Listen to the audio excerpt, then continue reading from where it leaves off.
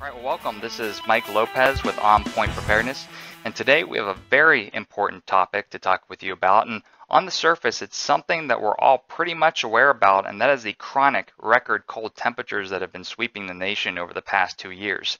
But what you may not know is that the cold temperatures are really only the tip of the iceberg. And if we really want to look deep into this, there is something much, much more significant on the horizon. And who better to talk to us about this topic is none other than John L. Casey. He is a scientist who is leading the global climate community on cold weather change. John, it's great to have you on the program. Thank you, Michael. Good to be here. So I'll tell you what, I have to refer to my clipboard here because you have a very impressive list of accreditations and achievements. I just want to go through this real quick.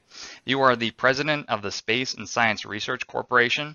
You're the chairman and CEO of the International Earthquake and Volcano Prediction Center. You are or were the former White House Space Program Advisor for the Bush Senior and Bush Junior administrations. You're the author of the book Cold Sun, which I've purchased, really great book. And you also have a new book coming out, which I believe was released in September, called Dark Winter. You're the editor of the Global Climate Status Report. It's produced by the world's leading scientists, and the best part is the only authoritative, non-government sponsored climate report published in the USA every 6 months. And lastly, you're the founder of the Global Cooling Awareness Project. It's a petition among those in the scientific community for those that believe in cold weather climate change. Well, I'll tell you what, I've been following the news for about the past 2 years. Drudge Report, CNN, RT, Fox News, InfoWars, you name it. And in singularity, they've all been talking about all these major record cold temperatures. As many of the viewers will know, we had the polar vortex last winter. We had what was called the poor man's polar vortex of the summer, where it was July and we were having temperatures, into the mid-50s in Ohio.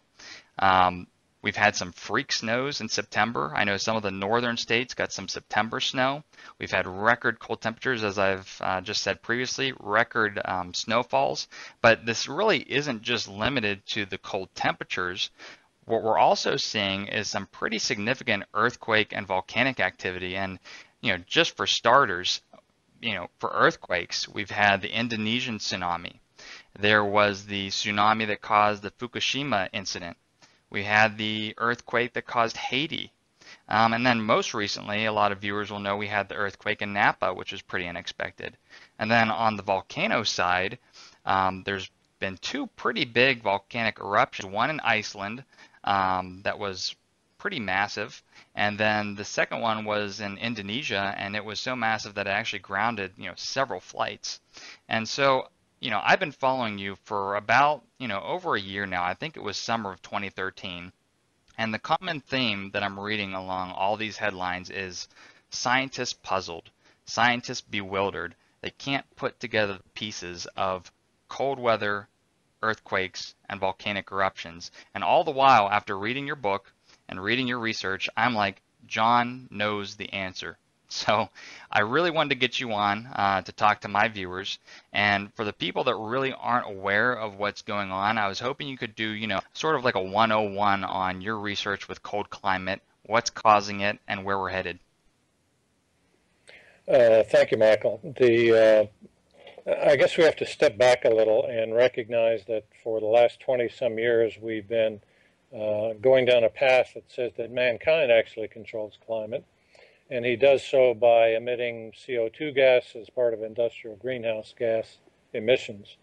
And of course, the UN, the US under President Obama have been eager to control industry and industrial output on this plan of helping the environment by shutting down CO2 emissions. That has been the main theme for many of the world's governments for the better part of 3 decades. We now know after $30 billion and 3 decades of research that, in fact, mankind's CO2 has very little to do with climate change. And what we have also found out is that it has always been the sun that's controlling the climate. And now that the sun is changing fundamentally in its energy output by which it warms us, going from a warming to a cooling period, we also find there are other effects tied to these transitions of the sun when it goes from global warming to global cooling. And so, for the readers that don't know this, and please enlighten us, the sun goes through more than just one cycle. And one of the cycles that I'm aware of is this 13-year cycle. And, as I referred to, there were scientists that said they were bewildered or confused because in that 13-year solar cycle, we were supposed to be at a solar max. We were supposed to see a lot of sunspots or a lot of sun radiation, and there really wasn't that much. But you had predicted this. That's correct. Back in 2007, I had predicted that the solar cycle number 24 that we're going through now would have only a certain limited energy output. I discussed that with NASA's top solar physicists and indicated to them at that time that their calculations were 100% off in effect, and that the energy output they were predicted based on sunspot count was, again, almost double what my math had shown. History now shows us, and current events show us, that in fact the sun did go into a very reduced energy output phase for the current solar cycle. It's running over 11 years for sure. The average is 11 for solar cycles, which we learned back in high school, but this one's gotten quite long. And when they get long, they get fairly low in energy output as well. So bottom line is the energy output for this solar cycle has been a big surprise to everyone in the federal government, but not at all really that much of a surprise for those of us who follow solar activity on long-range cycle behavior. Let me go back to this 11-year solar cycle. Most people are aware of that, but most people are certainly not aware of more powerful cycles. There's a 60-year cycle, there's a 90 to 100-year cycle, and the one that we're facing right now is a 206-year-long solar cycle. That is a very powerful cycle, and it's the one that's now has already ended global warming and has now started a new global cooling or cold climate phase.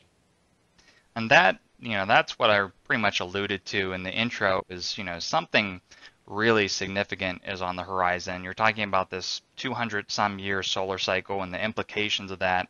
And, in reading your book and watching some of your other previous YouTube presentations, you talked about how this has been in history before. We've seen this. It's been documented. I think it was called the year without a summer. There was a period where the sun went into hibernation. I think it was called the Dalton minimum. Is that correct? That's correct. The last time the 206-year solar cycle was in cold phase was right after the 1800s. The actual period, we call it the Dalton minimum, but it was roughly from 1793 to 1830. We were still coming out of the Little Ice Age at that point, which is an even longer cycle, but the 206-year cycle took what little warming we had at that time and sent us right back into a cold era. And also during that time, we had a major volcanic eruption and the largest earthquakes in U.S. history. And as a result, when the dust from the volcano struck back in 1816, we did in fact have a year without a summer. We had snow in the middle of August. The crops that had already been heavily damaged by the cold that survived were wiped out in August. So it was a very difficult time. And we're forecasting a similar, very difficult agricultural period going forward with more earthquakes, record volcanic eruptions, and deep cold, which will really devastate the planet's agricultural systems, not just here in the U.S., but worldwide.